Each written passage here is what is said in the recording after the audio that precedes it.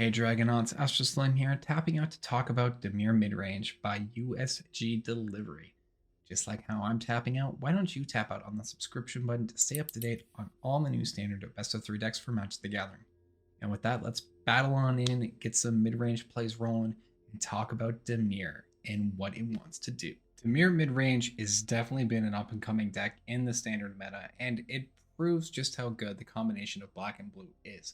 From some early access removal to great counter spells and functional creatures, not to mention tricky planeswalkers, the deck proposes a lot of ways that your opponent has to try to deal with you coming at them. If we look at the overall strategy here, let's start at like the removal, right? You have planeswalkers that get rid of creatures and attack hands. We're playing the Realmbreaker, targeting the opponent's library, milling them, and also getting us a land from the cards that are milled. A creature that we can flash in as a blocker to also destroy another creature or planeswalker, plus counter a spell or activate ability. Well, yes, the opponent gets a card draw. That's extremely functional. And then, of course, Sheoldred, getting and removing a non-token creature or planeswalker the opponent has. Each of these attacks the opponent in different ways. Pair that with our card advantage waves, right? Like Kaito Dancing Shadow can force creatures not to be able to attack or block until next turn and draw cards. We can make bodies with Kaito Shizuki and draw extra cards as long as we attack. Tenacious Underdog can just be blitzed from the graveyard and continue to get us cards in hand. And Faerie Mastermind, as our opponent's drawing card, is going to draw us cards too. Plus, it's got flash and is a flyer. With all that card draw, I mean, it's no wonder we're going to play Sheoldred the Apocalypse, pad up our life totals, and punish our opponent for drawing, and casting all those planeswalkers and non-creature spells. Heck, let's make an incubation army with the Seedshark as well, and just overwhelm the opponent not only on life totals and card advantage, but just on board state too. And if for a moment we think that they're getting even remotely close to us, well, we can take down creatures or planeswalkers, answer non-artifact creatures, counterspell what they want to do, and just take down any early game creatures that they have. Dimir Midrange is such a flexible deck that hits in so many different angles. And I have to say, despite being a Gen player, I really love the approach of this list. Getting to the sideboard, when you start going into like the control matchups with this list, Duresses automatically can come in, Disdainful Stroke and Negates. You can even get on a milling plane with Jade's the Perfected Mind against control decks. Going up against mid-range, well, you know, Invasion of Fjord, extra Kaitos, extra Lily. Really depends on the matchup. If there are single target creatures, Lily becomes great. If they're playing reanimator strategies, Jace isn't bad either. Mill out their stuff. If they go wide, Invasion of Fjord is also a great include. And when you get into aggro, honestly, Invasion of Fjord is coming in, Glistening Deluge to deal with the humans matchup or Celestial Enchantments. You've got a lot of options, and that's what makes Dimir Midrange so strong. Like I said, this is a very flexible deck and can attack in a number of different ways. So, Dragonauts, with that, please enjoy the game. Okay. Mono red, alright. Just go Shipwreck Martian tapped. And a Feldon, alright. Taking 3 here. I'll go River and pass the turn.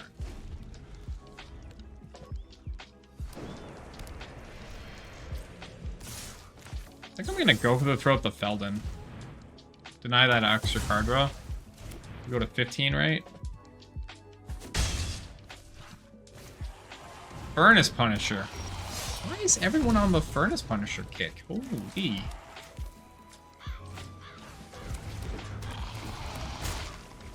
Okay. I mean, respect, but like, damn.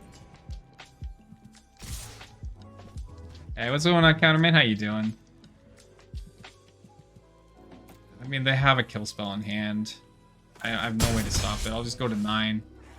It'll take me down to 7 this turn.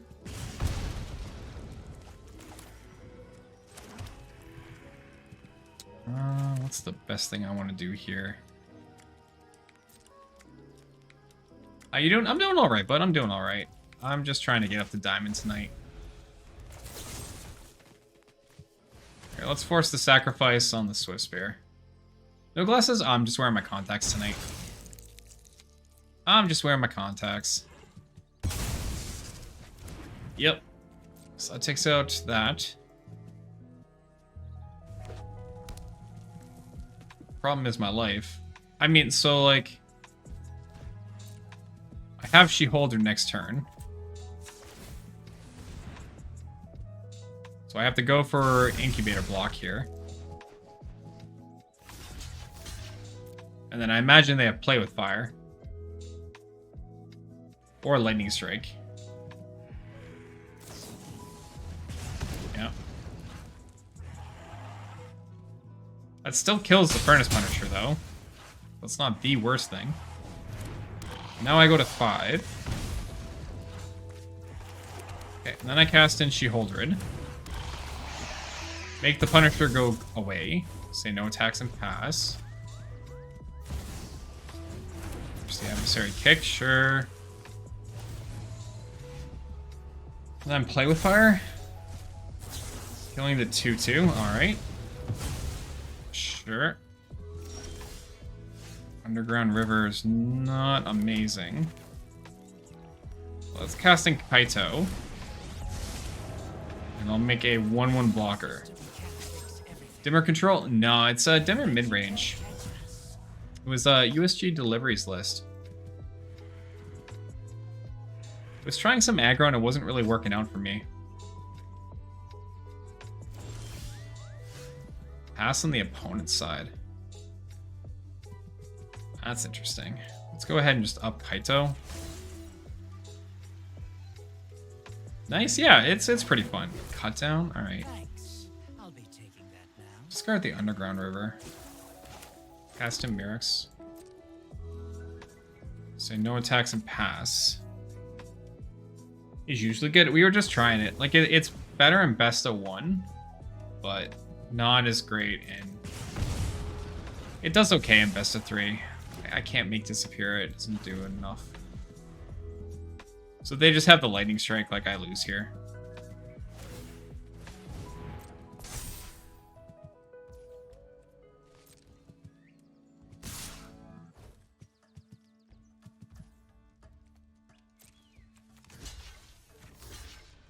I'm gonna block that.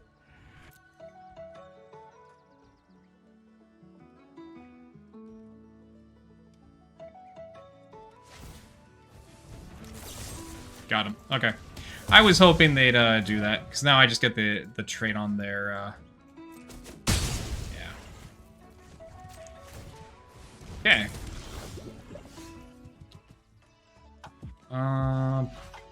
Kaito.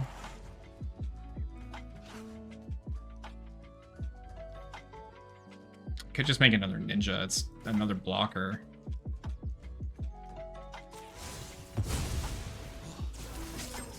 Might be better for me at the moment. Attack with my might. And +1.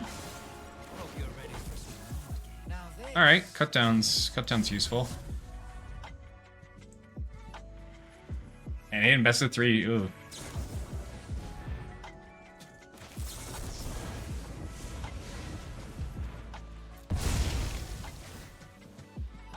Okay. Well, we're still alive.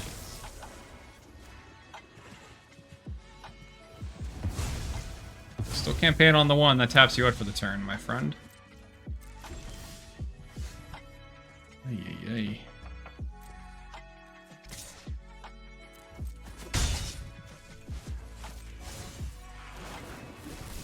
Okay, finally. Alright, I need to not die. Okay. Cut down the adversary. There's game 1. Alright. Humans decline well. Yeah, hand-hating humans feels awkward too. A new gig stack. Ooh, okay. I haven't personally seen any new gig stacks, but that's kind of cool. Alright. We survived. Game 2. Yeah, always living on the edge. Seems to be my lifestyle against mono red the last little while. I don't know. It's been weird. I think we're cutting Shelly. I want to keep this pretty low curve. Same with Kaito and Realmbreaker. I like bringing in Lily. Glistening Deluge doesn't feel great there. Negate's not terrible.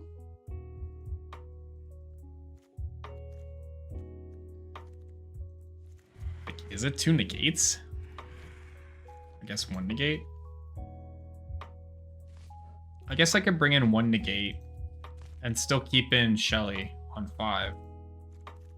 Because otherwise, like, we still have a ton of removal. Like, 4 go for the throat, 3 go for the throats, 4 cut downs, 3 edicts, 3 lilies, 3 Ertais, 4 make disappears. We should just have the removal to get through this. Pan out in that the way that we want.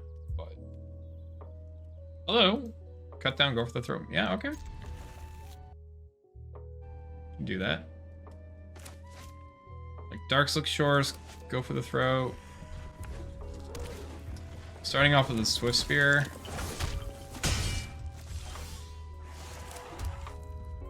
Let's just see what they play next turn.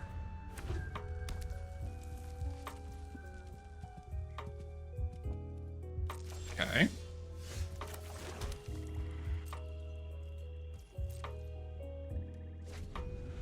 Didn't cast anything.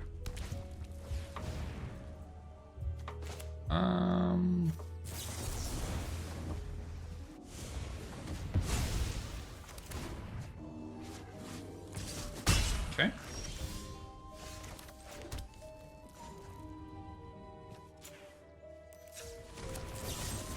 Just cut down the Swift Spear and then pass.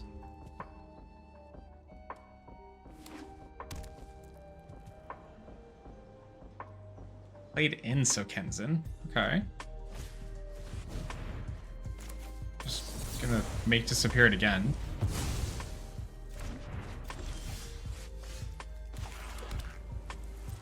And I'll pass the turn.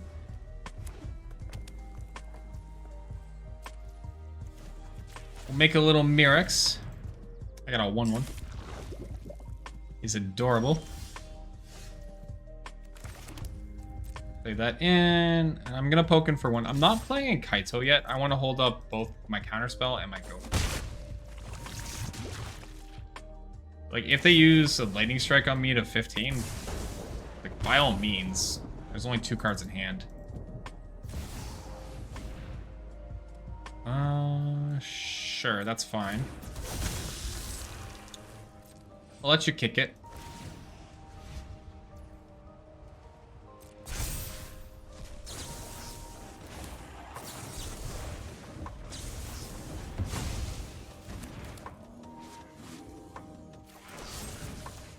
Then we just take out the Bloodthirsty Adversary here. Get game 2. Alright.